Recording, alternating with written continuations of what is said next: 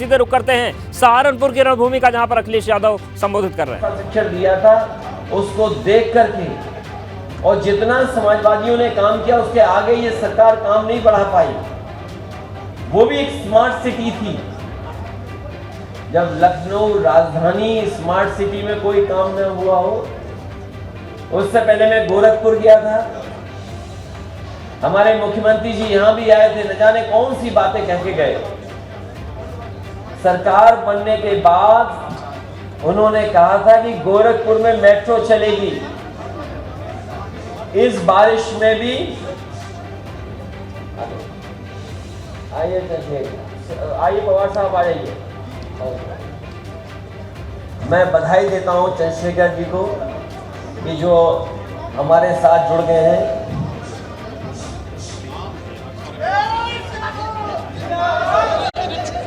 ये चुनाव जहां अर्बन बॉडीज का है, वहीं जो शहरों में सुविधाएं देनी चाहिए थी, मिलनी चाहिए थी, हमें पीछे मुड़ के देखना है क्या इस सरकार ने वो सुविधाएं दी हैं।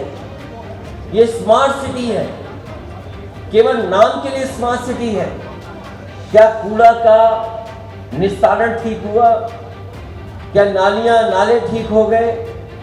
क्या बिजली का इंतजाम जो होना था वो ठीक हुआ? और स्मार्ट सिटी ये भी तय करता है कि वहां पर शिक्षा की व्यवस्था, स्वास्थ्य की व्यवस्था अच्छी होगी। सहारनपुर के लोगों को बताओ आपकी शिक्षा की व्यवस्था कितनी बेहतर हुई। ये वही बीजेपी के लोग हैं जिन्होंने सरकार बनने के बाद कहा कि हम सस्ती शिक्षा दिलवाएंगे। आज शिक्षा का स्तर क्या है और कितनी महंगी है। स्वास्थ्य सेवाएं जहां ठप हैं, मुझे याद है आशु मलिक नेताजी के साथ और बहुत यहाँ के जिम्मेदार और देवबंद के बहुत ही सम्मानित प्रतिष्ठित मौलाना अशरफ मदनी साहब भी थे उस कार्यक्रम में, जिस कार्यक्रम में यहाँ पर मेडिकल कॉलेज दिया गया था। क्या मेडिकल कॉलेज को जो सुविधाएं, जो बजट, जो असिस्टेंट प्रोफेसर, एडिशनल प्रोफेसर होने चाहिए, पूरे हो पाए कि नहीं हो पाए? क्या ऑपरेशन हो रहा है, दवाइयाँ मिल रही हैं? क्या स्मार्ट सिटी का हिस्सा वो नहीं है? लोगों को आने जाने के लिए क्या पब्लिक ट्रांसपोर्ट सिस्टम कुछ सहारनपुर में मिला है कि नहीं मिला है? ये तमाम इन चीजों के चुनाव हैं। लेकिन हमारे मुख्यमंत्री जी क्या कहते हैं, वो तारीख पत्रकार साथी ज्यादा बेहतर समझेंगे। मुख्यमंत्री जी के आने से पहले तमंचा बनाने वाले पकड़े गए कि उनके बाद पकड़े गए? मैंने अखबार पढ़ा है। कम से कम सरकार सूची वो देगी कि कहां सप्लाई चल रहा था। कहीं ऐसा तो नहीं बीजेपी के लोग इसमें शामिल रहे हो? और मुख्यमंत्री से कोई सवाल पूछो, सड़क में गड्ढे क्यों, उनका जवाब आप जानते हो। उनसे पूछे कि आपने कूड़े का निस्तारण किया, जवाब आप जानते हो। क्या ट्रैफिक का इंतजाम आपने बेहतर किया? ट्रैफिक का इंतजाम तो पूरा सांडों के हवाले कर दिया, जानवरों के हवाले कर दिया। कोई बड़ा शहर और बड़े शहर की सड़क नहीं बची जहां पर ट्रैफिक का इंतजाम जानवर न देख रहे हो। और जो लोग दावा करते हैं, बड़े बड़े दावा किए, आज उनसे पूछना चाहिए कि बेरोजगारी किस स्तर पर है। सरकार कहती है कि 100 में केवल 4 बेरोजगार हैं। इनकी बात का कौन भरोसा मानेगा? ये अपनी जीडीपी न जाने कहां दिखा रहे हैं। आखिरकार जीडीपी $1 ट्रिलियन इकोनॉमी का एक सपना बता रहे हैं। क्या $1 ट्रिलियन इकोनॉमी में सहारनपुर का हिस्सा है? क्या यहाँ के लकड़ी के कारोबार के लिए कुछ हिस्सा है? 33 लाख करोड़ का जो एमओयू किया, क्या सहारनपुर में कोई उद्योग के लिए एमओयू हुआ?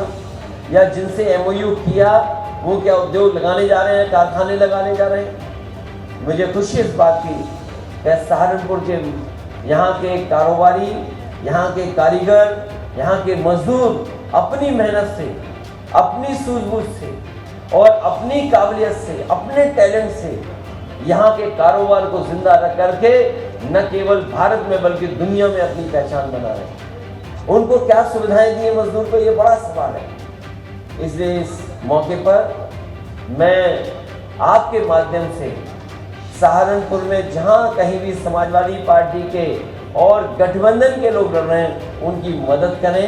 एक एक वोट गठबंधन के साथ डाल करके वहाँ के प्रत्याशियों को जिताने का काम करें। यही अपील मैं आप लोगों के बीच से जनता से करने आया हूँ।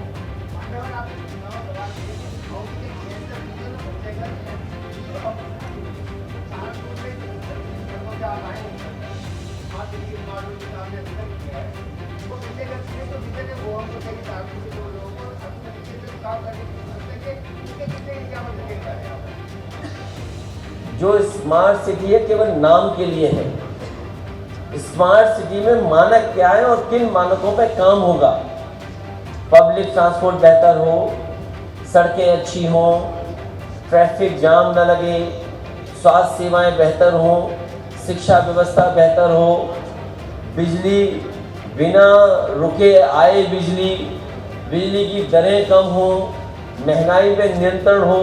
ये तमाम काम स्मार्ट सिटी में होने हैं। लेकिन मुझे ये जानना है जनता से और सरकार से, क्या जनता को सुविधा मिली? क्या सरकार ने वो सुविधाएं दी जो अरबों रुपया आया स्मार्ट सिटी के नाम पर? उस पैसे की लूट हुई, बर्बादी हुई, भ्रष्टाचार के चढ़ गया पैसा।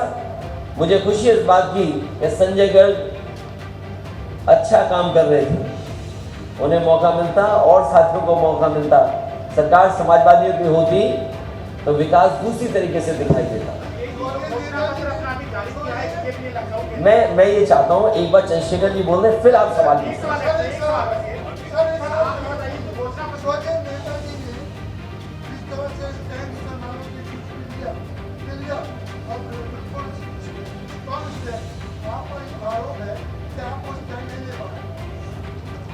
ये आरोप वही लगा रहे हैं जो बीजेपी से मिले हुए हैं। ये आरोप वो लोग लगा रहे हैं और मैं अपने साथी से बताना चाहता हूँ, बहुजन समाज पार्टी से बहुत सावधान है ना, वो अंदर ही अंदर हाथ मिलाए हुए बीजेपी से।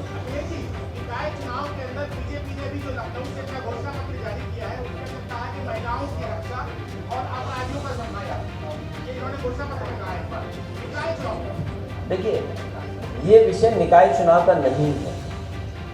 मुख्यमंत्री जी से पूछिए कि आपने सॉलिड वेस्ट मैनेजमेंट के लिए क्या किया है, तो वो कहेंगे तमंचा। उनसे पूछिए कि आपने सीवर सिस्टम के लिए क्या किया है, बोला तमंचा। बोला आपने स्मार्ट सिटी के लिए क्या काम किया है, बोला तमंचा। आपने ट्रैफिक इंतजाम या ट्रैफिक आसानी से शहर में घूम सके उसके लिए क्या किया, तो वो कहेंगे तमंचा। महंगाई कम, महंगाई क्यों है इतनी, बोलेंगे तमंचा।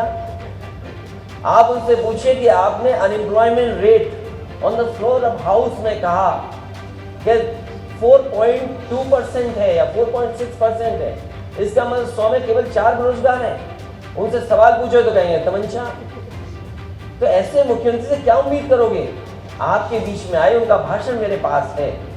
क्या सहारनपुर में उन्होंने बताया कि डबल इंजन नहीं ट्रिपल इंजन था यहाँ पे उनका, अभी ट्रिपल इंजन मांग रहे हैं। क्या ये ट्रिपल इंजन मांग रहे हैं इसीलिए कि विकास को बर्बाद कर दें? ट्रिपल इंजन मांग रहे हैं। सरकार उनकी दिल्ली में, यूपी में सरकार उनकी है, सहारनपुर में उनके सब लोग थे। आखिरकार क्या दिया उन्होंने? सब बजट उनके पास। क्या आपको कोई अपनी योजना के बारे में बता के गए? और जहां तक महिलाओं की सुरक्षा का सवाल है, मैं गोरखपुर होकर के आया हूं। जिस दिन मैं गोरखपुर गया उससे एक दिन पहले वहां पर एक बेटी जो बिहार से, बक्सर से आई थी, 3 लोगों ने उसको घर में रख करके उसके साथ बलात्कार किया। क्या जवाब है मुख्यमंत्री जी के पास? कल ही उस नौजवान की मौत हो गई जो मुख्यमंत्री आवास के सामने हाथ उठा गया। वो कह रहा था कि उसके विधायक ने उसको परेशान किया।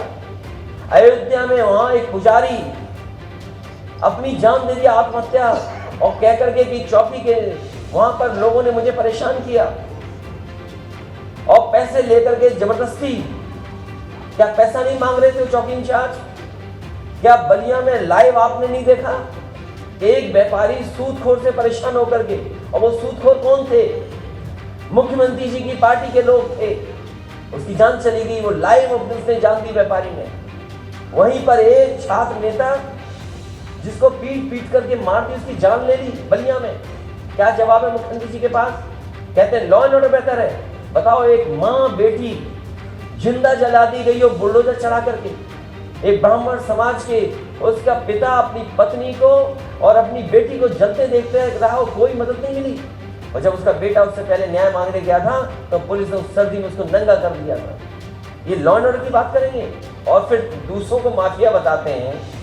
अगर गोरखपुर की सूची हो निकाली जाती और मुख्यमंत्री जी ने अगर अपने मुकदमे वापस नहीं लेते तो उनकी इतनी बड़ी चार्जशीट होती थी लंबी सी। क्या भूल गए हम सब लोग वो बातें?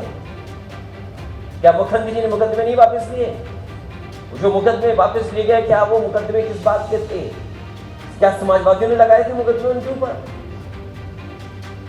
इसे केवल समाज में नफरत फैलाने के लिए, समाज में हिंदू मुस्लिम कराने के लिए ये जानबूझ करके कर रहे हैं। हमारे एक साथी ने यहाँ से सवाल पूछा था। हम समाजवादियों की लड़ाई बहुत मुश्किल लड़ाई है क्योंकि हमें सबका जवाब देना है। बीजेपी के लोगों को किसी का जवाब नहीं देना है, वो केवल नफरत की राजनीति कर रहे हैं। और मुझे खुशी है कि चंद्रशेखर इस लड़ाई में हम लोग के साथ दे रहे हैं। जो सपना देखा था बाबा साहब भीमराव अम्बेडकर जी ने, जो सपना देखा था माननीय काशीराम जी ने, उस सपने को हम लोग मिलकर के आगे बढ़ाएंगे और उस पर चल करके उन पिछड़े लोगों को, दलित भाइयों को और जो शोषित वंचित रहे उनके साथ खड़े होकर के उन्हें सम्मान दिलाने का काम हम लोग करेंगे। इंजन की आपने बात की है, आपने इंजन की बात की है। क्या पत्रकार साथी, आप सच दिखा दो, अगर जेल न चले जाओ तो कहना मुझसे। आपने इंजन की बात की है। मैं ये कहता हूं आज आप चैनल पे चलाइए कि स्मार्ट सिटी के नाम पर यहाँ पर गड्ढे हैं, पानी भरा है, लूट हुई है, और अगर आपके ऊपर एफआईआर ना हो जाए तो कहिएगा।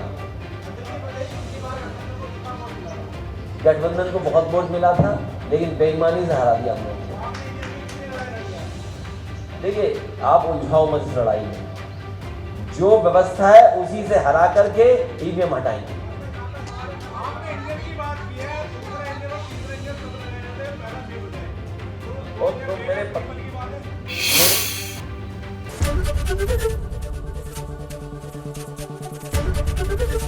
एबीपी गंगा, खबर आपकी, जुबान आपकी।